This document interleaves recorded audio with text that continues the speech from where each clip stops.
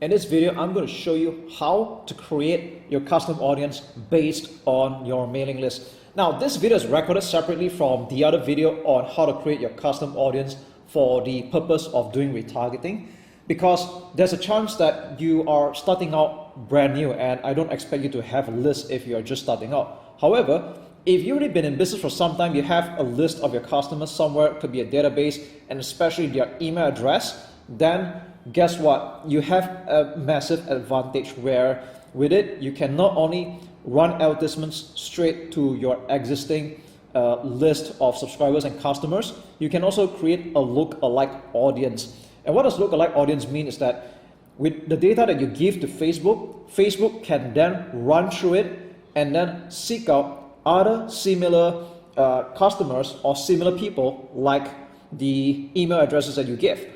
Okay, so that's how amazing this whole Facebook marketing technology is, and it's just going to get better throughout time.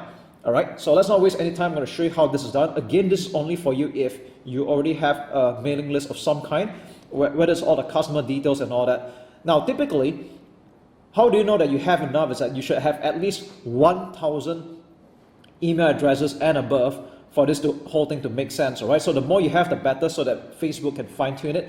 And if you have less than that, I think you can give it a go somehow, but it's better to have at least 1,000 email addresses and above for you to take full advantage of this feature. Okay, so let's not waste any time. Let's go to create audience, custom audience, and then we're going to select customer file. All right.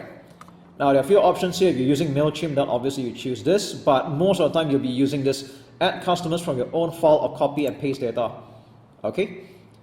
So over here, you are expected to upload your CSV or text file. Now, whether you're using Aweber, GetResponse, or any autoresponder service, you can import the CSV file. So the CSV file includes all the data of your subscribers or your customers. So incidentally, I have one that I would like to add right now, and I'm doing this example for you. So I'm going to click Upload File, and this is the CSV file that I had just downloaded from my Aweber account for a particular list. This is a local mailing list. I'm going to add it in, and then okay, you can give it a name. So right now it's in gibberish.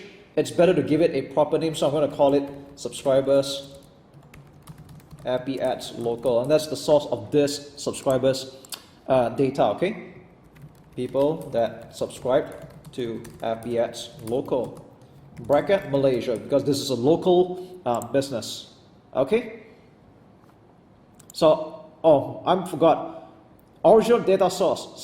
Select the origin of this upload can be from customers and partners, direct from customers. So since mine is direct, I'm going to choose this one. Okay, and that's true because Facebook does not like spam at all, and you don't want to ruin the don't try to game the system. That's what I'm saying. Okay, direct from customers. Now this button is selectable. Let's click next, and then over here, now don't panic when you see this. Okay, basically what it's trying to do is it's trying to make sense of what the names are about. So the names, okay, you just want to match the data to all these things that the Facebook has picked up. So this looks like names. I'm going to call it first name. Message number, this is not important. It's not correct. So do not upload anything that doesn't make sense. We just don't upload it. Okay. So I'm just not going to upload this as well. I'm going to leave almost all this alone. This is IP address.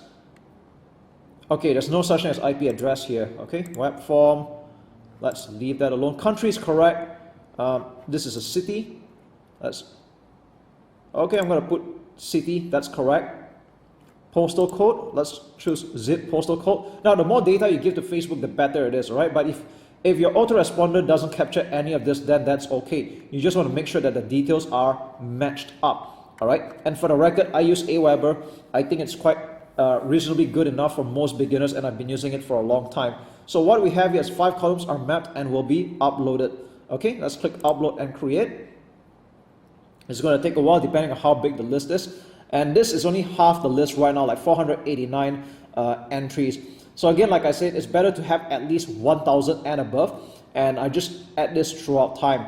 All right, so there you go. This is how you add your customers or your subscriber list to Facebook, and with this you can start you can see there's some suggestions here already. You can create an ad to target these people right away, or you can create a look-alike audience, which I'm going to share in a separate video.